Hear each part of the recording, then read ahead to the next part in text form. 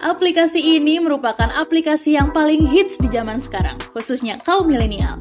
Aplikasi ini tidak memandang usia, siapapun bisa berekspresi sesukanya dari kalangan anak kecil, remaja, hingga dewasa. Dan pastinya tidak memandang gender. Menariknya, bahkan bisa dijadikan platform bisnis loh. Berikut ini adalah beberapa faktanya.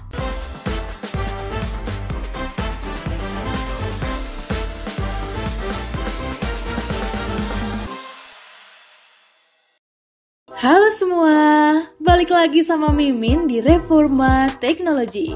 Gimana kabar kalian semua? Semoga kalian baik-baik aja ya. Nah, kali ini Mimin akan ngasih pembahasan yang cukup menarik nih buat generasi Z, yakni tentang beberapa fakta menarik tentang aplikasi yang bikin kamu joget-joget. Yap, betul banget. Siapa lagi kalau bukan TikTok? Jangan di skip. Pokoknya jangan di skip. Menantu idaman mau lewat. Pip calon mantu. Yuk, nggak usah basa-basi lagi, mari kita simak videonya. Check this out. Yang pertama, TikTok ini tersedia lebih dari 150 negara di dunia. Setelah mengawali masa emasnya di Tiongkok, TikTok mengalami ledakan popularitas di Amerika, Eropa, hingga negara-negara Asia lainnya pada rentang tahun 2018-2019. Dengan mendukung 75 bahasa, saat ini TikTok telah melakukan ekspansi hingga ke 150 lebih negara di seluruh dunia. Yang kedua, TikTok kalahkan Facebook dan Instagram. Nah, pasti banyak orang yang gak nyangka kan, kalau aplikasi video singkat TikTok ini semakin populer di dunia. Pengguna TikTok pun tak pandang usia, mulai dari kalangan bocah hingga dewasa. Menurut data laporan dari Sensor Tower per Q3 2019, TikTok menduduki peringkat ketiga di mana mampu mengalahkan Instagram dan Facebook di peringkat keempat dan 5. Next, generasi Z sebagai 60% pengguna TikTok. Meskipun TikTok bisa digunakan oleh semua orang tanpa mengenal usia, namun Forbes mencatat bahwa 60% pengguna aktif TikTok berasal dari kalangan generasi Z, karena dapat mendukung kreativitas dan sebagai wadah mengekspresikan diri. Yang keempat, banyak orang Indonesia yang jadi terkenal berkat TikTok. Yap, masyarakat Indonesia memang sangat cerdas dalam menemukan peluang untuk menjadi terkenal dan pada akhirnya bisa mengumpulkan pundi-pundi tersebut.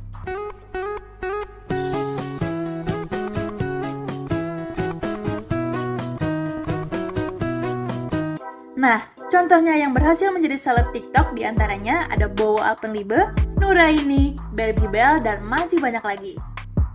Selanjutnya ada rata-rata penggunaan TikTok per hari mencapai 50 menit. Sebuah penelitian menyebutkan bahwa rata-rata pengguna menghabiskan waktunya bermain TikTok selama kurang lebih 50 menit per hari atau membuka aplikasi TikTok sebanyak 8 kali dalam sehari. Hal ini cukup masuk akal mengingat durasi konten atau video TikTok berkisar 1 menit hingga maksimal 5 menit saja. Nah, yang keenam ini membuat TikTok makin hits karena ada challenge. Yang membuat penasaran adalah banyaknya pengguna yang memposting video TikTok di akun Instagramnya dengan berbagai hashtag challenge baik dari program TikToknya ataupun dari penggunanya yang membuat challenge tersebut menjadi viral. Sebut saja hashtag jelajah kuliner yang merupakan program dari TikTok, kemudian ada challenge yang sedang viral antara lain hashtag Anysong Challenge, hashtag Handswap Challenge, hashtag Chicken Noodle Soup Challenge, dan masih banyak lagi. Selanjutnya nggak fake seperti Instagram. Sebagai platform lucu-lucuan, TikTok dinilai lebih real dan lebih asyik ketimbang Instagram.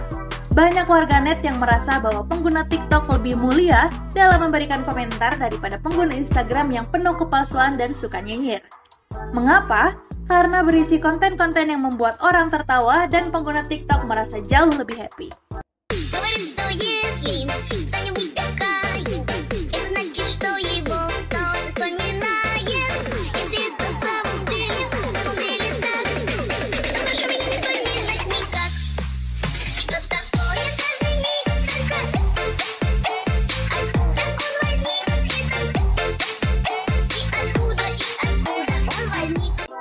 Yang kedelapan, banyak artis Indonesia demam TikTok. Yap, bukan hanya dari kalangan biasa saja, tapi belakangan ini semakin banyak diketahui dari kalangan artis cantik, ganteng, papan atas pun mengunggah hasil video jogetnya dengan aplikasi TikTok di akun Instagramnya. Nah, ini dia deretan artis yang mulai demam TikTok seperti Luna Maya, Ayu Ting Ting, Gisela Anastasia, Ardi Bakri, Dian Sastro, Rano Karno, Andre Taulani, dan masih banyak lagi. Yang ke-9, mudahnya bikin konten. Cukup bermodalkan ponsel, para pengguna nggak perlu pakai peralatan yang ribet untuk membuat video TikTok. Bahkan, tanpa aplikasi edit video tambahan, pengguna sudah bisa mengkreasikan sendiri kontennya dengan beragam fitur lengkap yang telah tersedia. Terlebih, konten yang dibuat pun juga tidak perlu memakan waktu lama, yakni sekitar 1 menit hingga maksimal 5 menit saja. Nah, selanjutnya, karena ternyata pernah diblokir Kominfo hingga punya akun untuk sosialisasi.